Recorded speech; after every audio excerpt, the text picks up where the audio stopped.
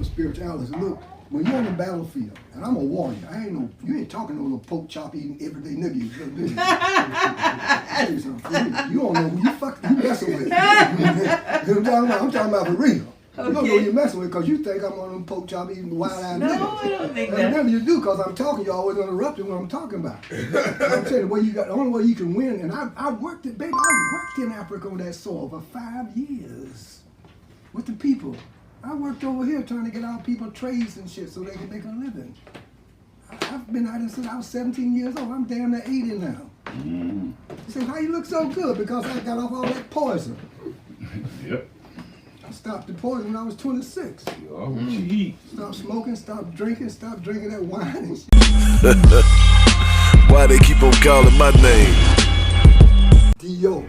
means that the being is the source of intelligence and intellect. Intellect is our reasoning and common sense in the light of intelligence, which is all-knowing, or the omniscience of the Supreme Being. Okay? D.O. That's intellect and intelligence. Yo means which or who. Naha means our. Prachodayat means enlighten. So you take all the words, and now we recommend you learn every word and you put together the meaning for yourself. In other words, we're saying that we meditate on the Most High. And by meditating on the Most High, our intellect is enlightened. So our intelligence is enlightened. So intelligence means your all-knowing, your knowingness. So how about enlightening our intelligence? So we say this is a spiritual war we engaged in, and it's about intelligence. So our goal is to enlighten our intelligence by associating with the Most High. So the whole mantra would go, Om, Bur, Bhuva, Swaha, Tat Savitu Varinyam, Bargo Devasha Dimahi, Dio Yo Naha, Prachodayat. That's the Gayatri mantra. So you listen to every word and learn the word for yourself, and you can say it backwards and forward if you want to. But know each individual word, and then you put it together, because you look up Gayatri, you can find a lot of these folks have that particular interpretation of the Gayatri. So I've given you my interpretation by saying we meditate on God. By meditating on God, our intelligence is enlightened. See? So that's my interpretation. So that's risen within me. Bro, peace, I love you so much. You'll say that again. You ain't never did that one on camera for me. What's that? The Gayatri? Yeah. Oh yeah, that's called the Gayatri mantra. And I tell you, we got some heavy competition, brother, because I know anyone can watch this. Yes, sir. And these East Indians can watch it too. See? Because those who know, those are, especially the Brahmins in the East Indian community, they initiate their children in Gayatri when they're about 9 years old. So that's why they're so fast, man. See? And in East Indian, I'm going to say it, and I don't care who hears out there, man. You got two groups out there that are really very, very intelligent. That's the so-called Jewish community, which draws from our ancient Hebrew thing. We all know about that. And the East Indians. See? But us, those of us who are indigenous, we're the original people of this planet. So our business is we can take from the best of all of it and come forth with our spirituality. See? So as I say, and you can look at this Gayatri. They know I know Gayatri. and they can come to me and talk to me about it. All right? Om Bur Bhuva Swaha Tat Savitu Varinyam. Where's the camera? Bargo, I look at the camera. Bargo Devasha Dimahi Dio Yo Naha. Prachodayat. Om. Shanti. Okay. Did you get your questions all right? Yes, sir. So that's Gayatri. That's called the mother of all mantras. Om Namo Shivaya. The Gayatri, it has a life of its own too. It really does. It's like Om has a life of its own. Like for me, I've been associated with the word Allah for a number of decades. All right. Allah has been with me as the word, but I have no experience of the word Allah. Okay? Even though when I was in Africa, I used to chant Om Allah, just to see who was going to be in the ring last. You see? So I still got great respect for the word Allah, but I have no experience of it. But I do have experience of Om. Where's that camera? Where's your camera? I do have experience of Om, and I do have experience of Gayatri. All right? Now, so I have no experience of that, of Allah. But I do have respect for Allah because by hanging out with Allah, it has helped me a whole lot. But I can't speak from experience, but I can speak from experience for Om. So I can say that Om lives within you. And Om has a life of its own too. And so does Gayatri. And Gayatri can give you great spiritual strength. I know it's given me great spiritual strength over the years. So that's one of the mantras I still use for meditation. But at a certain point, if I'm meditating, at a certain point, you might use these mantras, whatever name of the Most High that you like. All right? We don't say that my name is on the way, or my way is on. My way is a way. The names that I use Gayatri, I use Om. And I also use a word Allah. But I don't say that these are the only words you can use. Right. I use Jinyami too, because I've had experience with Jinyami. Mm-hmm. Jinyami is an ancient African word. It means that the God, the Supreme Being, is omnipresent, omniscient, omnipotent. That's West Africa. From West Africa all the way around to the Congo, Jinyami. And the brother just returned from Ghana this week. And you see, we make furniture with Jinyami, all kind of things with Jinyami. But see, it's such a thing because look at it, much as we respect all people because we do represent all sentient beings out here. But the so-called Negro in America, he's one of the few people who doesn't know a black name for Supreme Being. God is a word for Supreme Being. Yeah. Mm-hmm. But we're talking like every word got to be, like that's the Supreme word. That's the whole name for Supreme Being. But very few of us know any African word for Supreme Being. So Jinyami is one, and we have another word in Swahili. We say Mungu ni moja in Swahili. Munga means Supreme Being, omnipresent, omniscient, omnipotent. Mm-hmm. Ni means is, moja means one. And that one has a double meaning. That in the final analysis, there's only Supreme Being is here. Where's your camera? Right now, brother. Right there. In the final analysis, there's only Supreme Being is here. So our business is to be right with Supreme Being. Like I'm speaking right now, the reason I say I don't mind who he is because my business right now is to speak in such a way that I'm talking directly to Supreme Being. If I'm right with Supreme Being, everything else will fall in place eventually. So we want to be right with Supreme Being. Does that answer your question, all right, brother? About any other comments on that? Gotcha. Okay. Now, you asked some questions about anybody else want to talk about answering the question on meditation before I take these sisters? I'm glad you're over here. I really am. Because meditation can help us. Meditation can help us. It doesn't depend on any material considerations. And you think about if you're in a situation where you're bedridden or you're confined to a wheelchair or whatever, you can still meditate. And you can go within and find a treasure. It's so much bigger on the inside than it is outside here. And much more beautiful. You got that already within you. The kingdom of God is within you. What about within you? It's in your own intelligence. It's already here. So meditation is a scientific process. And we say it's scientific because we can analyze it in a very systematic manner. We can break it down, deconstruct it, and reconstruct it. Got to be scientific to do that. It's like if someone tells you that you take 2 parts hydrogen, 1 part oxygen, you come out with something called water. You take this to the laboratory and you mix it up and you come out with water. So I'm going to, during the course of the day, I'll ask you what you know about meditation, what teaching. I can tell you my qualification for what I'm saying. I started off at 17 with Martin Luther King's movement. All right? And I was in jail at 18 with Martin Luther King's movement. All right? And one day I saw Martin Luther King, a picture, a photograph of Martin Luther King reading a book. He looked like he was in a balcony or something. He had this book. Martin was alive then. Mm-hmm.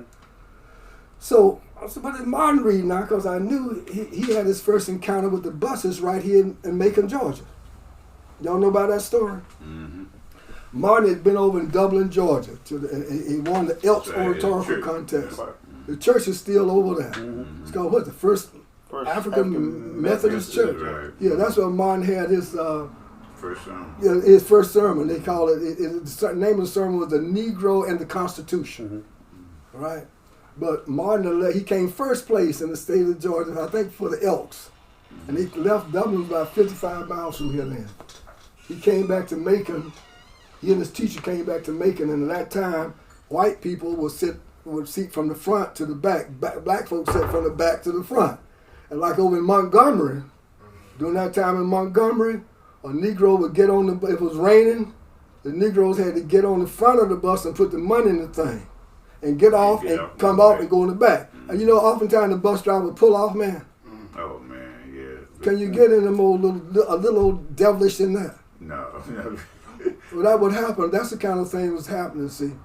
And oftentimes they won't tell you that Miss Rosa Parks, she refused to give up her seat for a white man.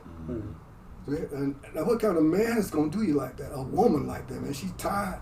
Anyway, that's part of the reason. That's ignorance, all right? So anyway, I called him Martin Luther King Jr. He said he stayed angry for many, many years.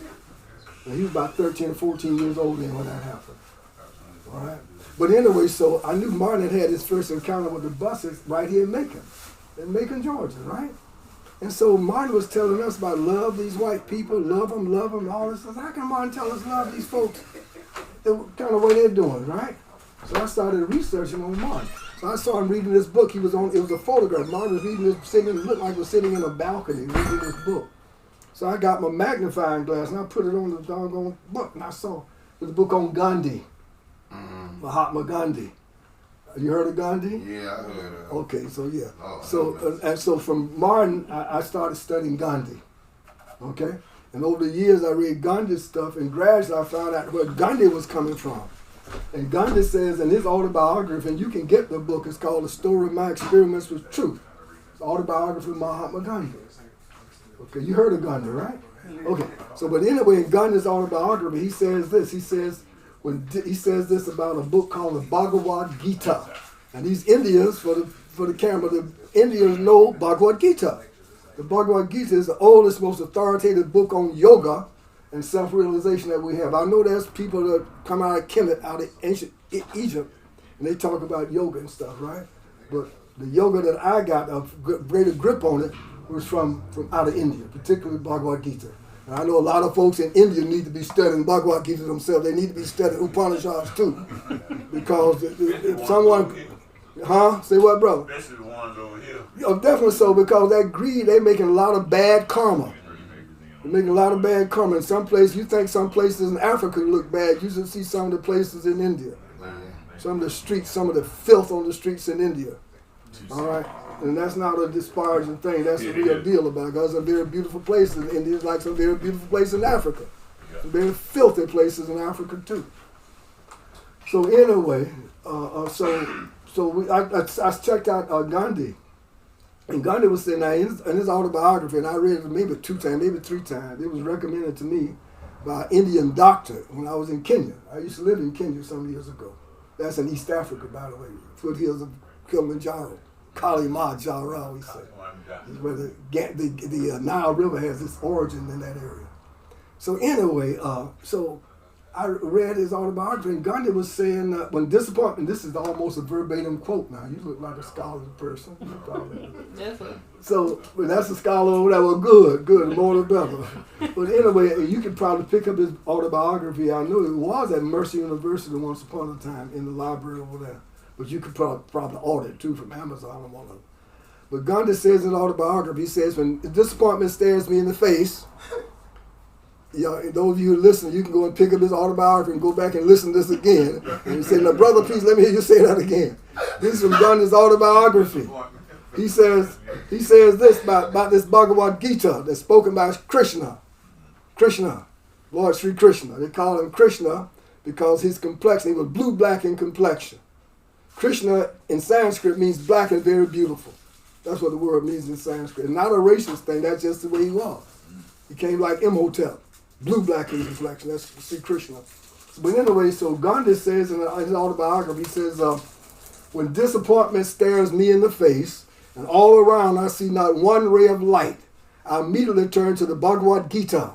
And I see a verse here and a verse there, and I begin to smile in the midst of the greatest tragedies. And my life has been one great tragedy. But if it has left no visible or indelible mark upon me, it's all due to the teaching of the Bhagavad Gita. Yeah, that's direct from Gandhi's autobiography. You can pick it up and look at it and go back over this and see if it sounds about right. But what happens is that when I went to, I said, okay, so that's where Gandhi's coming from, because Gandhi was saying, love these British too. And the British were cutting off their thumbs so they could make better silks in England and export the remnants back to India, right? But Gandhi was saying, love these folks. I said, what is Gandhi talking? So that led me to study in the Krishna and his Bhagavad Gita where Gandhi was coming from. So Gandhi says that he picked up that Bhagavad Gita. And remember now, in the context, that Gandhi knows had been beat in the head. He lost some of his teeth because the British were not playing. When they killed about 400 or 500 at one time over there, they shot into the crowds of them. All right. But so in the Bhagavad Gita, though, that book was spoken on a battlefield to a general. The general's name was Arjuna. And he spoke that Bhagavad Gita, and that is the book of yoga. And the 4 yogas that Krishna speaks to, at the beginning, Arjuna was asking questions, wasn't it, brother? Yes, He was asking questions of Krishna about what is life, why am I here, because all his relatives and friends were out on the battlefield. And so Krishna agreed to drive Arjuna's chariot. Now that's a whole nother part of the story. I want to get right to Bhagavad Gita. Sometime we'll talk about incidents leading up to this. But Krishna was driving Arjuna's chariot, so he started answering these questions on the battlefield for Arjuna. So when Arjuna was asking these questions, in yoga, that's called Jnana Yoga. Jnana Yoga. And at a certain point, after Krishna finished answering so many questions about Arjuna became devoted to this highest truth. He becomes what we call a Bhakti Yoga, Bhakti Yogi. Bhakti is one who's devoted to the supreme truth. That's called Bhakti Yoga. Is that the highest level? No, sir. There's 2 others. After Bhakti, the next one is Karma Yoga, where you're doing everything as an offering to the Supreme. It's called Karma Yoga. And the last one of these 4, because these are 4 main trunks. There are many branches of this yoga tree. Most people in the Western countries are doing Hatha Yoga, which is good physical exercise. But Hatha is not the goal of yoga. The goal of yoga is union with the Most High Supreme Being. That's the goal of yoga. Yoga is a Sanskrit word. It means union. The goal of yoga is union with the Supreme. I think we got that other Bhagavad Gita over there too, brother. You got that other one, brother? Because that one there has been... that's the one right there. That's the one that Prabhupada left. That one, the other one is done after Prabhupada was here. But that's the one that Prabhupada likes right there. That's his cover there. That other one has been doctored since Prabhupada left. There's a lot of good information in there to write on. But turn it on the back of that page because it's got Prabhupada on the back of that book right there, that Bhagavad Gita. All right? They got him on the back of the others, but that's the Christian that Prabhupada wanted right there on that Bhagavad Gita there. All right? Ralph Waldo Emerson was all, you heard Ralph Waldo Emerson? You heard of him? He was also a student of that book. You can pick him up, look him up, Google him. Also, Henry David Thoreau, a student of that book. Oppenheimer, when he exploded the atomic bomb, he quoted from that Bhagavad Gita. All right? So it's not in it, but that's the oldest, most authoritative book on yoga that we have. So the yoga that I'm telling you about is arisen in understanding, the knowledge that has arisen in me is from these 4 yogas, and those are yogas that I talk about. There are some people who will go into meditation, they think the highest stage is consciousness. They may even talk about pure consciousness or pure awareness. But the real self, we say, is pure intelligence.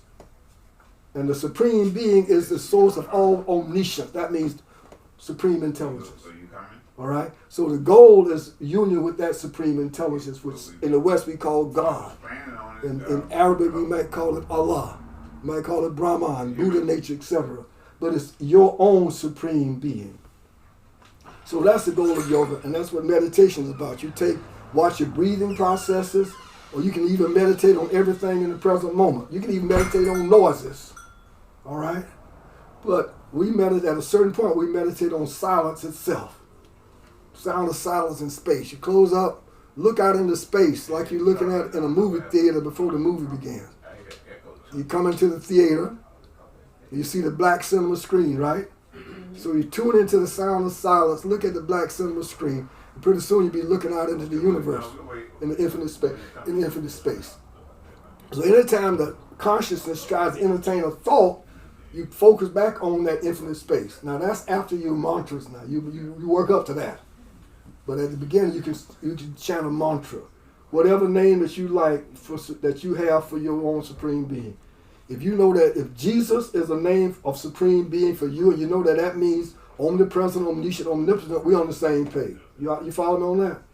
So we're not going to fuss and fight about a name because we know the Supreme Being is beyond name. But all names are holy. We say holy because they've been chanted into the universe so long, you see. So you take a name of Supreme Being and you call it out while you talk. You can say it loud or you can say it silently. So you focus on that name. So in focus on that name, you're not only associating with the Supreme, so that's purifying your intelligence of all anger, lust, anger, greed, illusion, madness, and envy, while it's keeping those thoughts out. So when you're keeping thoughts out of your conscience, you get quiet inside. And the more you're quiet and still inside, the more you align with the Most High. The reason we're not aligned is because you got so much noise inside, because you got so much pollution. That pollution is caused by lust, and from lust comes anger, and then and greed. And from those comes illusion, madness, and envy. And that's what pollutes up our consciousness. And the more it's polluted, the less we can hear the Supreme Being. The Supreme Being is always here talking with us, telling us what to do, and etc. But we got so much noise and so much egotism inside that we can't hear it, or we get it all bungled up.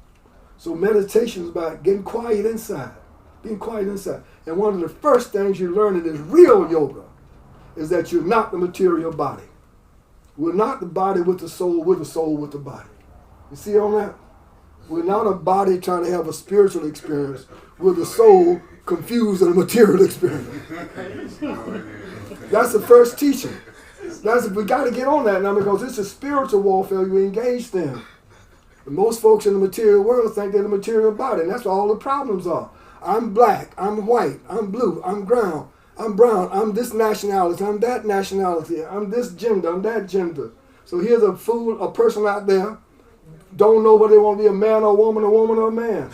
And later on they wake up, say, I'm still not satisfied, what's going on here? You can't be satisfied because we're not the material body. You see, we're spiritual beings. The real bliss, the real happiness is inside of your own intelligence. Inside of you are intelligence. It's inside. But we going outside and we program to think that it's outside. And we go outside and we're never satisfied. See? So once you start going inside, the more you start experiencing yourself, the more you start enjoying that inner joy and contentment. And you want to be happy because that's your nature. Your nature in Sanskrit, we say your nature is Sat Chit Ananda. It's unlimited knowledge and unlimited bliss. Eternally. Sat, Chit, Ananda. Chit, knowledge, Ananda, bliss. Sat, eternal. That's your nature. That's why you don't want to die, because the real self is eternal. You don't want to be stupid, because the real self is unlimited intelligence. You want to be happy. Why? Because the real self is unlimited bliss. But as long as we think with a material body, and we program to think with a material body, we'll never be satisfied. Always be frustrated and confused. And we got it in all the scriptures saying the kingdom of God is within. But it does not tell us we're about within. So we aver that it is inside your own intelligence, which is most subtle than the ether, which is most subtle than the air. You have our history and we need our spirituality. Yes, sir. And this we can get here at Homeland Village. So anyway, I volunteer here. I've been volunteering here at Homeland Village. How long, Brother Abijah? Since it's been Homeland Village. Yeah, okay, but I volunteer here. And because all around in here, your history is here. Your history is here.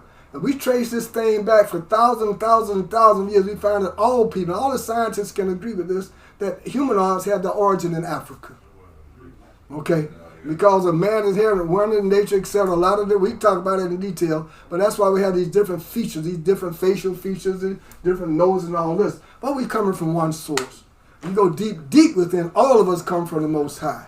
And the goal of yoga is union with the Most High. So we don't want to get caught up in that ignorance about, let me discriminate against this because of the color of this body. That is pure ignorance. We don't want to be in that. We can't. This path is, we say this train is bound for glory. All right? Y'all remember that song? This train is bound for glory. Don't allow nothing but the righteous and the holy.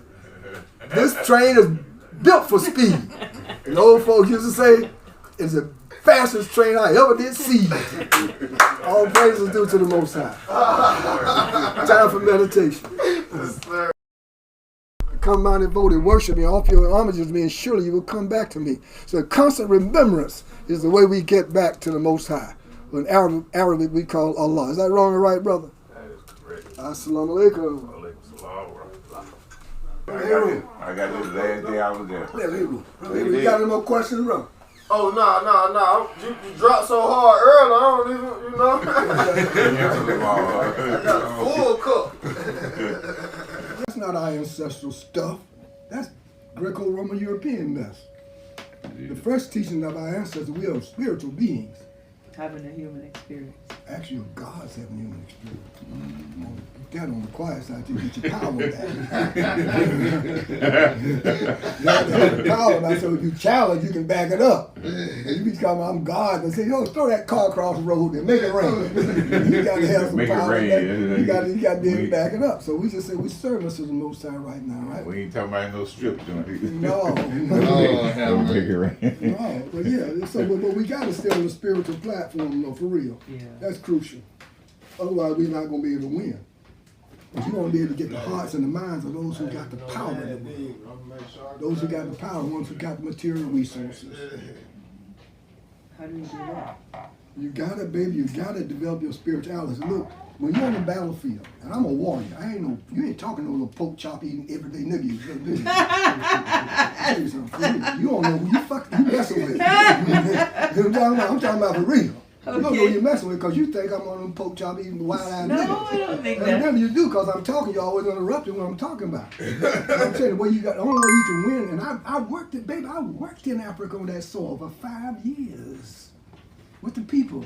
I worked over here trying to get our people trades and shit so they can make a living. I've been out here since I was 17 years old. I'm damn near 80 now.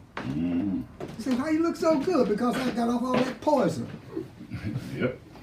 I stopped the poison when I was 26. Oh, gee. Stop smoking, stop drinking that wine. Why they keep on calling my name?